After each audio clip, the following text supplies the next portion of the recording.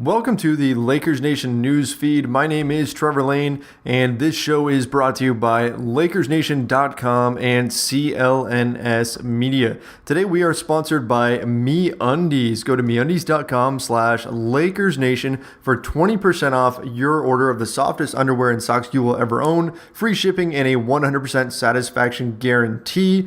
This is the most comfortable pair of underwear ever because they're actually 3 times softer than cotton, and for limited time only, you can check out MeUndies' first ever glow-in-the-dark print, which is called Lights Out.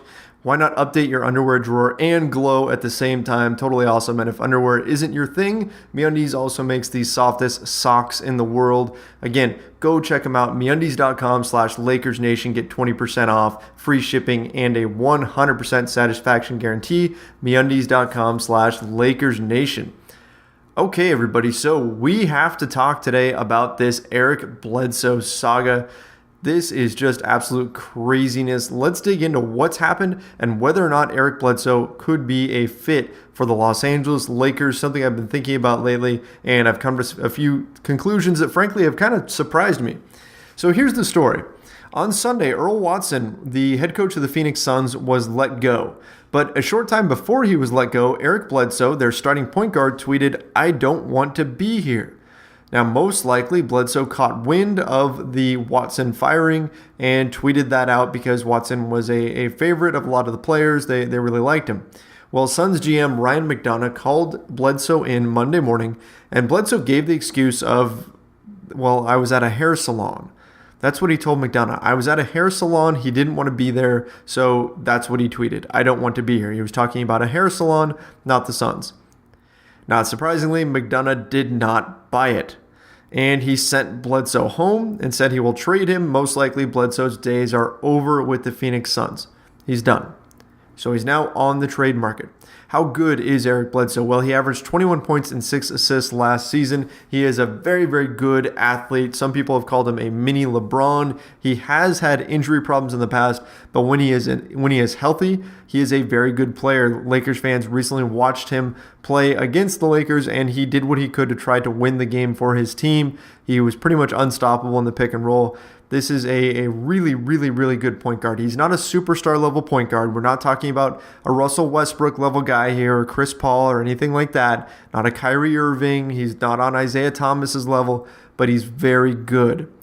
Can he fit in with the Lakers? This is the problem. This is why when Eric Bledsoe first hit the market, all this craziness started happening, my initial thought was no way the Lakers ever go after him. The fit isn't great.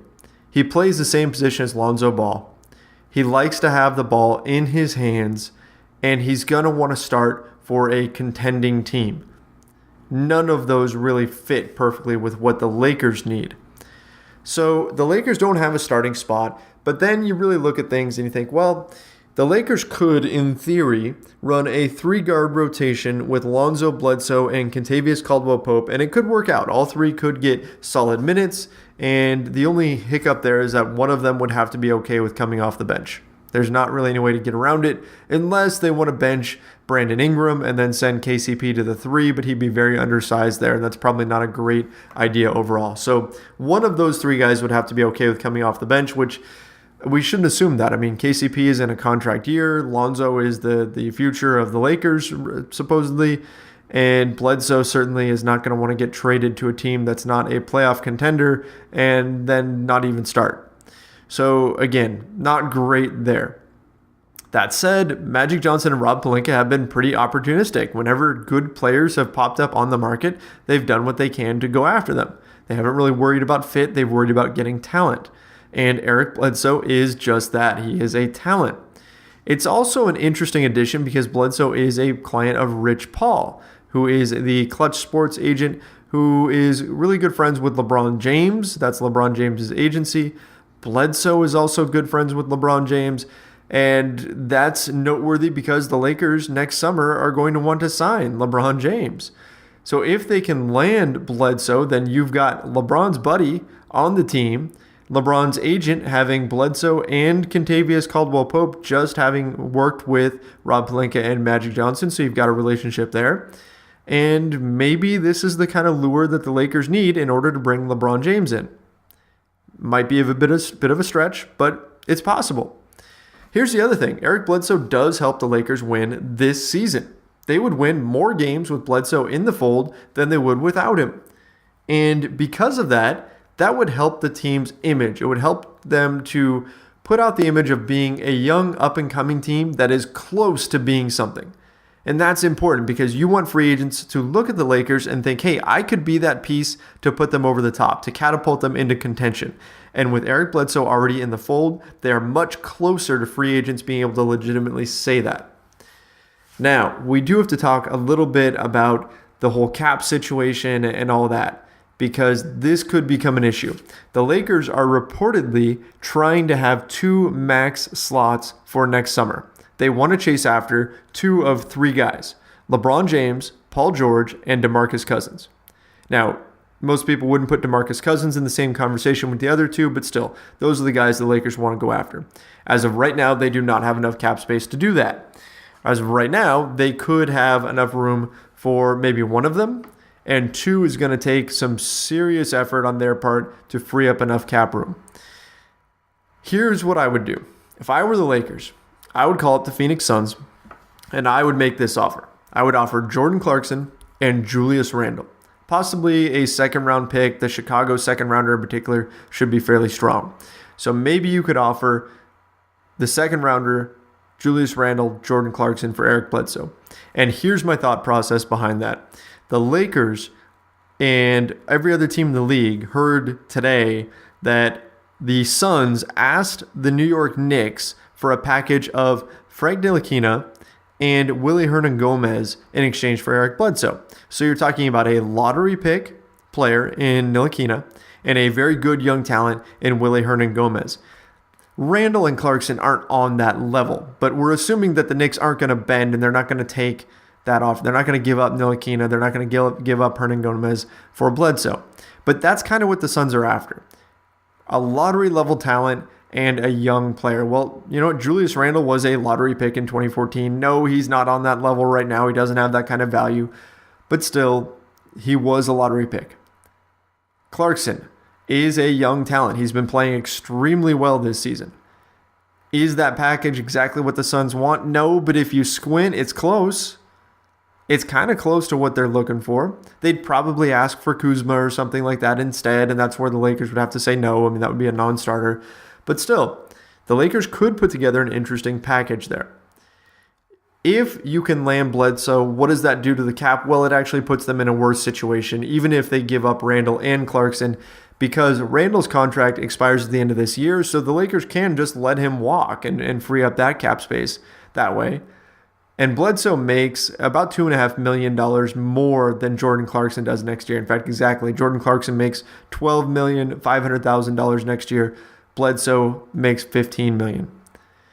That's a tough pill to swallow because that extra $2.5 million will make it that much more difficult for the Lakers to be able to land 2 max superstars.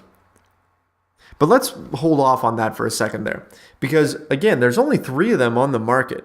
And realistically, the Lakers, as they're currently constructed, aren't going to get just 1 superstar.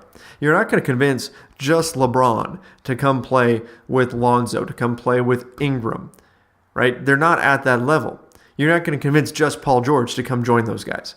You have to have more. You have to have more in there. So the Lakers, realistically, if they're going to get anybody, they have to get 2 guys. They have to have enough room for 2 guys, which is extremely difficult. Just getting enough room is going to be hard.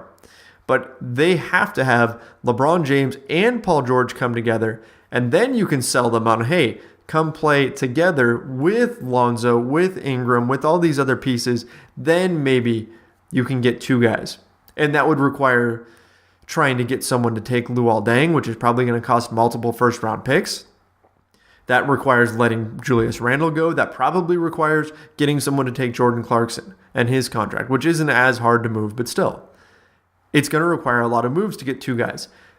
If you have Bledsoe in the fold, you move Randle, you move Clarkson, and you bring in Bledsoe, isn't that a more attractive situation for a single free agent?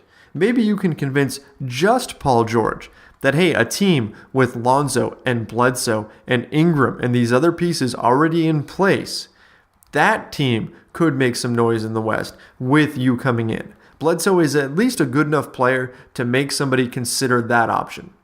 Maybe LeBron, right? If you can say, look, LeBron, we've got your buddy here. We've got a good relationship with your agent because KCP has the same agent, because Bledsoe has the same agent. We've got the ability to put some pieces around you now. And Bledsoe is a very, very good player, along with Lonzo, who is an emerging young talent, plus Brandon Ingram. Right? Maybe the Lakers would have a better shot selling just one free agent, max level free agent, and having a strong team around them, including a guy like Bledsoe, rather than try to be an all or nothing situation for next summer where you have to get both LeBron and Paul George, or LeBron and Cousins, or Paul George and Cousins. Getting two of those guys together is not an easy feat. It's not easy to free up the cap space to do it. It's not easy to convince two guys to come play together. That's going to be a tough thing to do.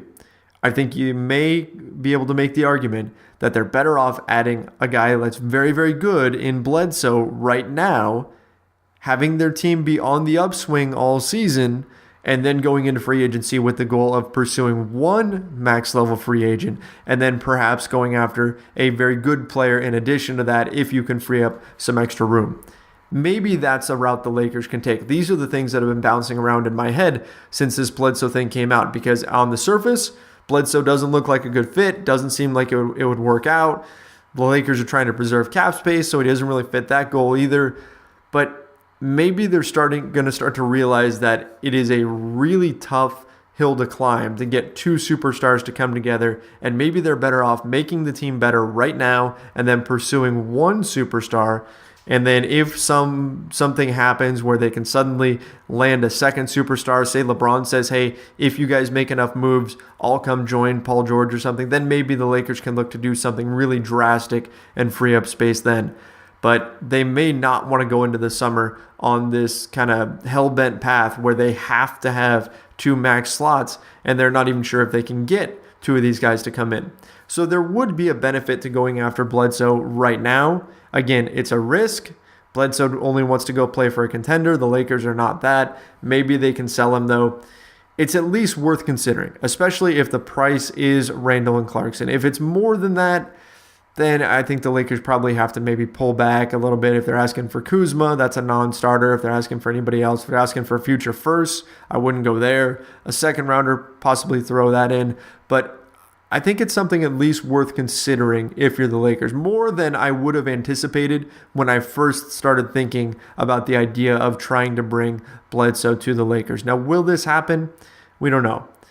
This has been something where we haven't heard anything from the Lakers camp on this. I don't have any inside info that they're going to go after Eric Bledsoe, but so far, all of the top level guys that have become available, the Lakers have at least expressed interest in. So I wouldn't be surprised if Rob Pelinka had at least picked up the phone and called Ryan McDonough and expressed some interest. Will anything come of it? Probably not, right? I mean, right now the teams that are interested are Milwaukee. New York is another team that is interested in, and Denver are interested in Eric Bledsoe. All would be good fits for him. Milwaukee and Denver can make the argument of being a contender with him, or at least a strong playoff team with him. So again, this doesn't look like it's something that's likely, but might behoove the Lakers to look into it. Food for thought anyway. That's about it for me today. Don't forget to go to meundies.com/LakersNation. Get 20% off your purchase, and of course free shipping and a 100% satisfaction guarantee. My name is Trevor Lane. You can follow me on Twitter at Trevor_Lane, and don't forget to go to LakersNation.com for all the latest breaking Lakers news. See ya.